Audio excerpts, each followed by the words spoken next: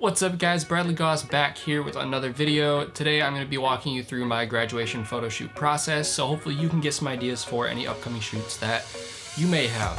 I hope to give you some tips and tricks to add some value to your photo shoots, and then just give you some reasoning as to why I make the decisions that I do during my shoot. This channel is all about photo and video and taking your creative ability to that next level. If that's something you might be interested in, please consider subscribing and follow me on Instagram at Bradley Goss.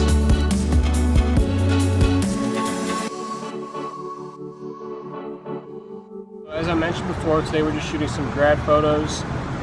First off, let me apologize for the audio. I'm shooting this video here on the G7X, which doesn't have an external audio port, so it's the in-camera mic. So again, apologize for that. Today I'm shooting on the Sony A7R Mark II with the Tamron 28-75mm lens f2.8. Typically I would shoot on an 85mm 1.4, but I don't have that. It's really good for portraits, but this will do just fine for today. So yeah, subject just arrived, so we're gonna go ahead and get started. So one thing to keep in mind when you're shooting grad photos is locations. You of course want to pick recognizable icons on your subject's campus, but it should go deeper than that. Pick locations that embody the essence of your subject, because that's what makes these photos really stand out. The whole point of a shoot is to capture the reality of your subject. Who are they? Who are they really? You'll see this in the shoot when we shoot photos by the rec center on campus, which most students wouldn't, but because this subject is both an employee of the rec center and a graduate of the exercise science program, it made perfect sense to do so. I like to start each shoot with the campus icons and get more and more personal as the shoot goes on.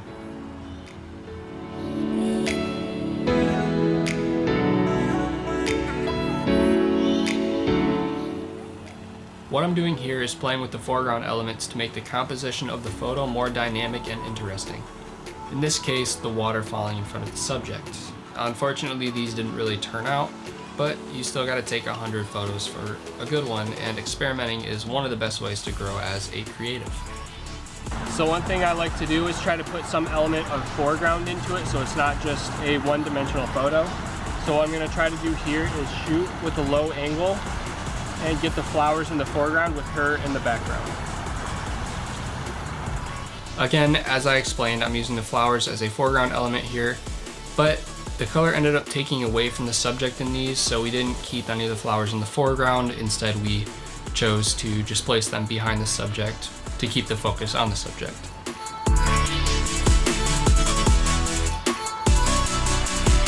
Alright, so now we're going to change locations just a little bit. We're just going to go over there.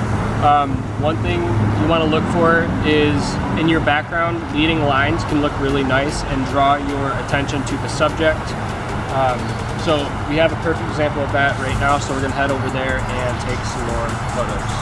As I mentioned, here I'm using leading lines to draw attention to the subject and to create a more dynamic background.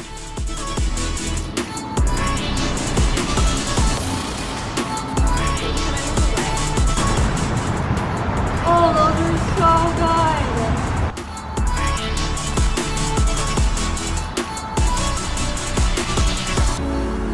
Alright, so when you're out shooting, one really good way to mix up the variety is to shoot longs, mediums, and close-ups of each location, each pose, each variation of clothing and hair, just so you have a lot more to work with at the end of the shoot, and so your client has more photos to choose from. Also, another thing, when you are shooting, if you're not getting something you like, even moving as far as like a foot to the left or right can give you a totally different result. So keep that in mind if you are shooting and you want to switch up. Even small adjustments like that can make a huge difference. Like I mentioned before, you want to hit your campus icons, and this is just another iconic spot. Pretty much every graduate in Grand Rapids ever has taken some grad photos at the Blue Bridge. Here we dealt with some challenges in the harsh sunlight, so I ended up taking that challenge and turning it into an advantage and using the sun flares to create some interesting images. Because it's really hard to use the sun at this time of day, but if you have to, take advantage of those flares. Alright, so we're heading to one more location. We're heading back to Grand Valley's campus just to get some golden hour shots. A few things that I look for in golden hour, of course, it looks really nice on the skin tone, so close-ups will be good here. And I really like sun flares in my photos, especially at golden hour. If you follow my Instagram, you've probably seen that's a trend I like to stick with. So yeah, two favorite things is human skin tones in golden hour and golden hour sun flares. So we're gonna head to campus right now and hopefully get those. So we got to campus a little bit before golden hour, so we just went and shot some other locations. It's now golden hour's here, so we're gonna head to the biggest fountain on campus and shoot some of that while we can still take advantage of golden hour. And then I've got a new idea that I wanted to, I mean, it's not my idea, it's just a sparkler photography. I tried it once before, it didn't work out. We're gonna try it again and hopefully we can get something a little bit unique. So right now we're just gonna try to take advantage of golden hour and get some nice shots.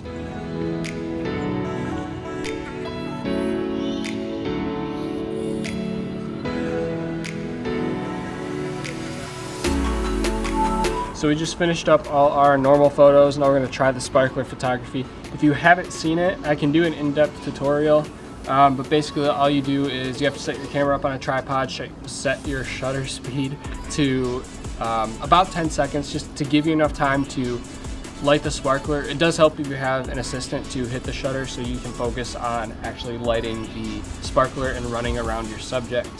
Yeah. I'll just leave it at that. I can do a more in-depth tutorial for you guys if you want, including editing the photo as well as shooting it. But yeah, we're just gonna set up for that now and hopefully it works.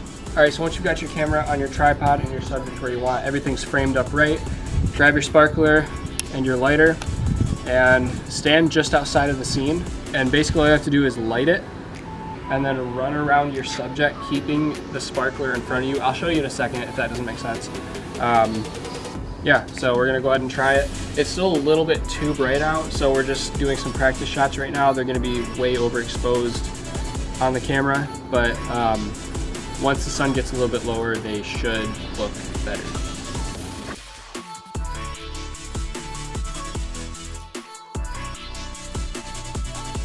There we go. Did it? Okay.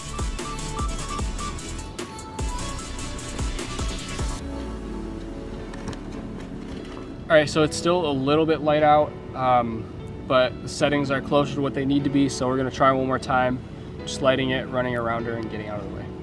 Okay.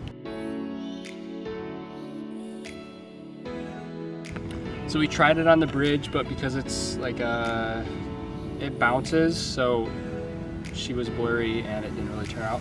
So we had to move to solid ground, so we're gonna try for a third time to try and get this. So.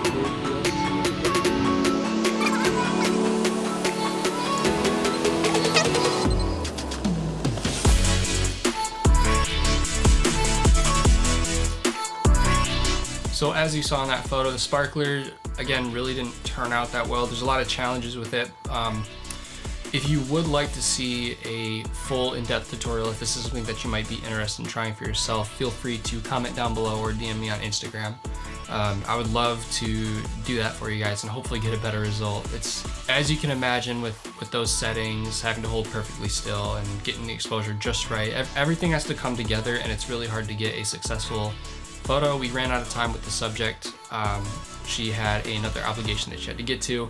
So yeah, if you guys want an in-depth tutorial on sparkler photography, let me know and I would love to do that for you guys. So I know this video was relatively short, but if you got any value out of it just by watching me do what I do and you want to see more, again, let me know either through a comment, DM, whatever. I'm open to all criticism too if you have that. If you have any ideas of videos that you want to see, tutorials, behind the scenes, whatever you want to see, whether it's filmmaking or photography, please let me know. I'm always open to suggestions on content that you guys want to see. Now, again, I just want to thank you for taking the time to watch this video. If you find it helpful, please leave a like and consider subscribing and following me on Instagram. Otherwise, I hope you guys all have a great day, great evening, great week, great month, great life, and find your reason to smile. See ya.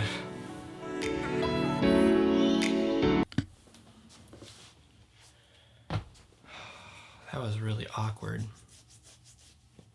I'm keeping it. I don't even care.